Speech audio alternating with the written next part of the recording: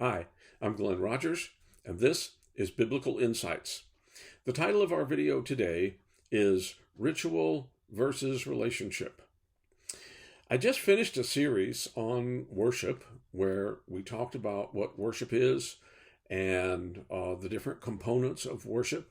And if you haven't seen any of those videos, I would encourage you to look back in our list of videos and watch those. They're very good.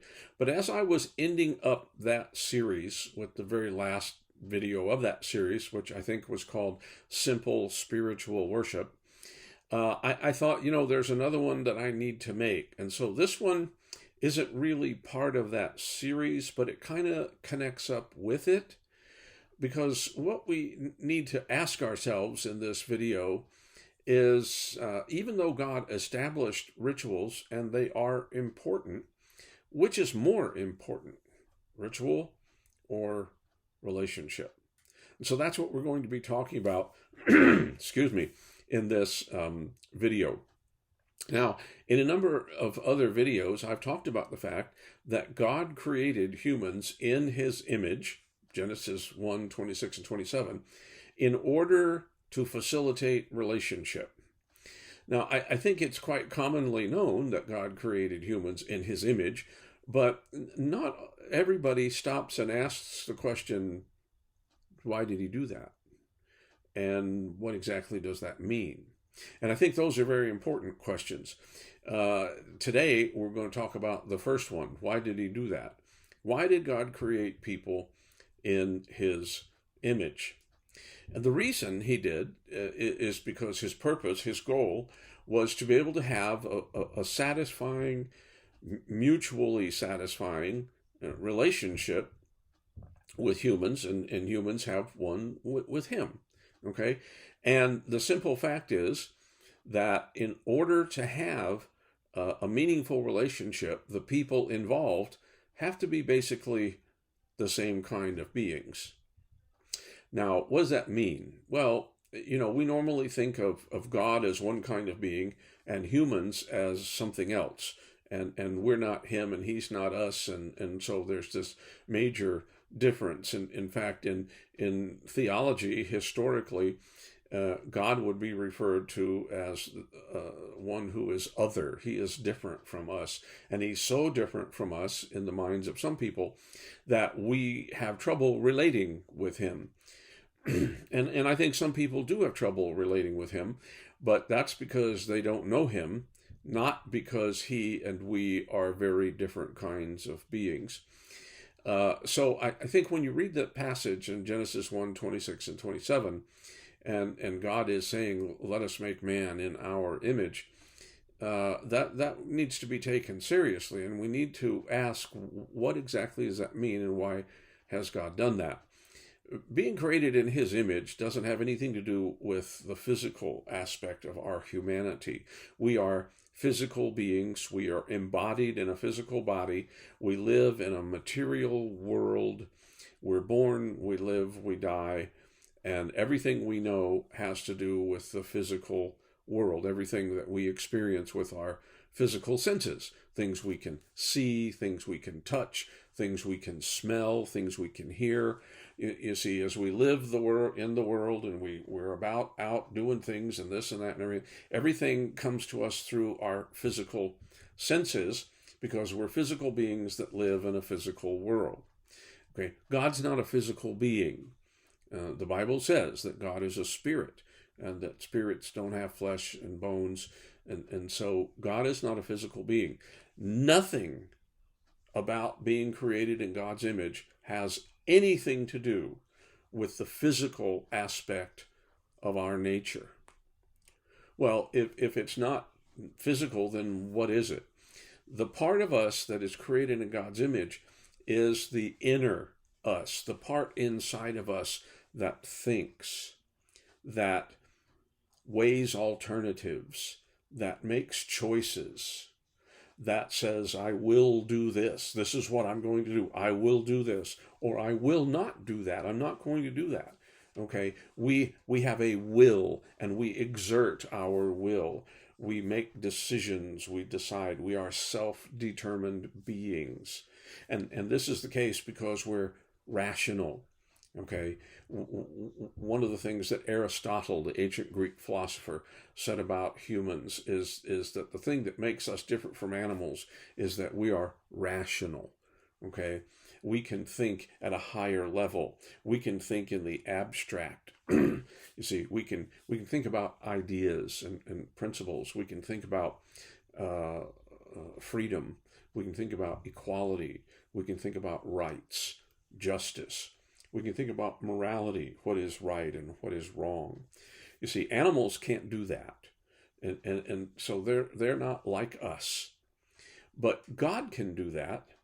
And that is the sense in which we are created in God's image. We are rational beings who are highly aware like He is, and we are self-determined. And so we're the same fundamental kind of being that He is. We're thinking beings. I like to say that we are a mind, and we happen to be embodied. God is a mind who is not embodied. The embodiment is the difference. But we're a mind like He's a mind, except we're baby minds. We were just created not too long ago, and we're still just babies. We don't really understand very much. But we're like God. And the reason He did that is because it was necessary if He was going to have a relationship with us and if we were going to have one with Him. Now, think about the animals that you own. Maybe you have a pet, a dog or a cat. Maybe it's a goat or a goldfish, or maybe it's something else, okay? But my wife and I have 2 dogs, and we love our dogs. One is named Worf, and one is named Emma. And we love our dogs. Now that our children are all grown up and gone out on their own, we don't have any kids in the house, we treat our dogs as if they were our children, right? They live in our house, and we take them with us in the car or the truck. We take them with us when we go on vacation. At Christmas we buy them toys, and they get to have toys at Christmas just as if they were our kids. We love our dogs. But the simple fact is, no matter how much we love our pets, they are not the same kind of beings that we are.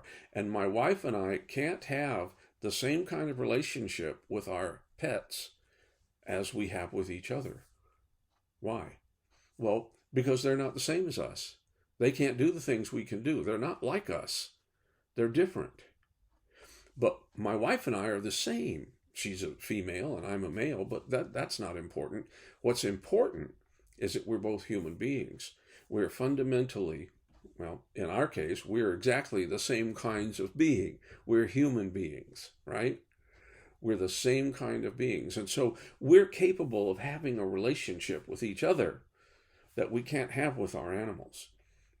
We see, God wanted a relationship with human beings and wanted human beings to have a relationship with Him.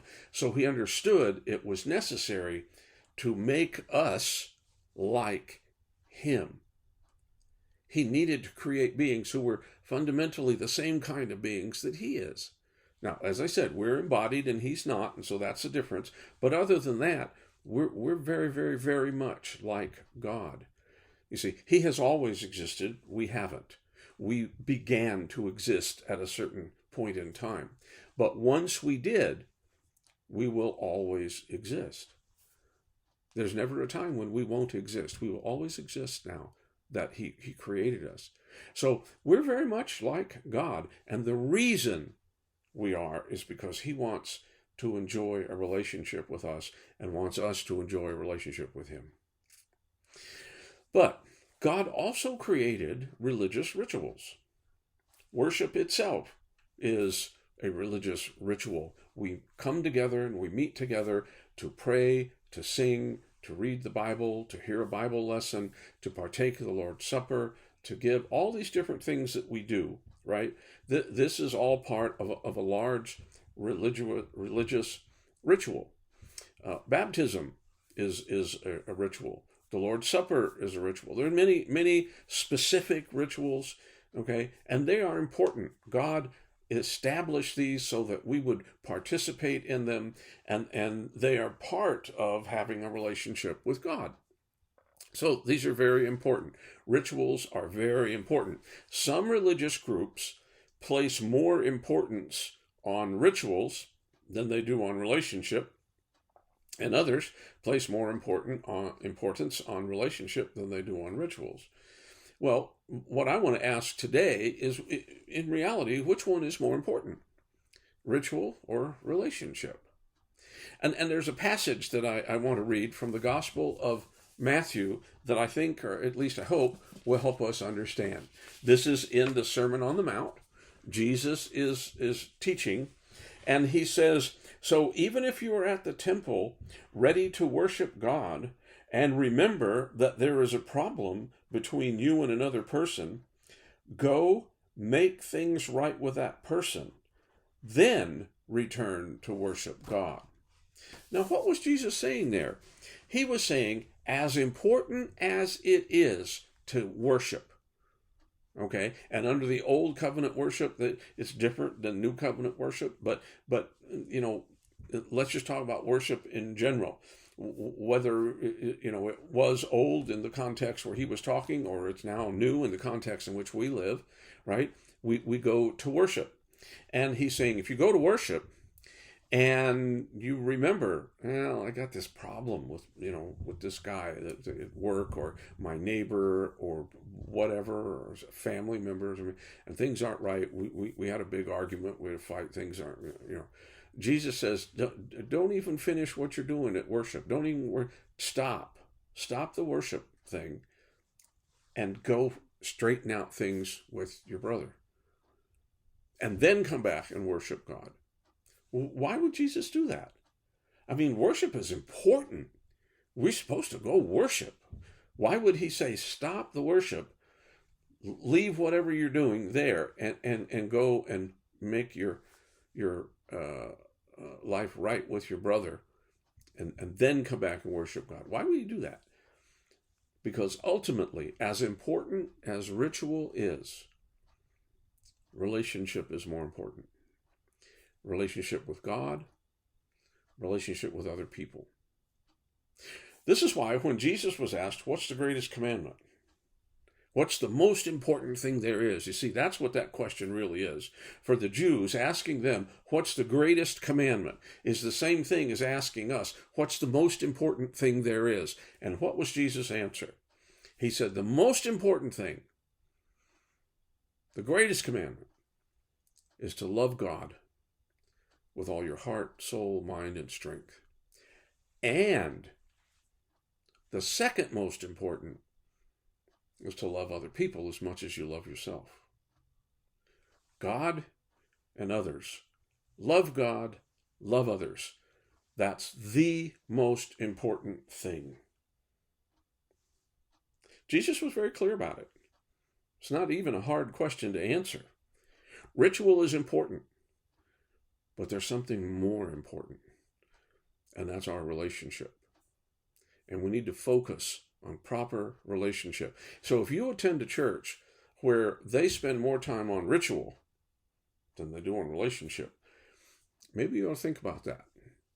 Maybe you should go talk to the leaders and maybe have them watch this video, okay? But talk to them about the fact that you seem to be putting a lot of emphasis on ritual, but not so much on relationship. And that doesn't seem to be the way that Jesus wanted things to be. Relationship comes first, then ritual later. Think about that. Maybe you need to make some changes in your life. Maybe you need to refocus your own life so that you think more about your relationship with God and with other people than you do about worship rituals. Well, as you think about these things over the next few days, and I hope you will, I would encourage you to read your Bible, pray, go to church, and may God bless.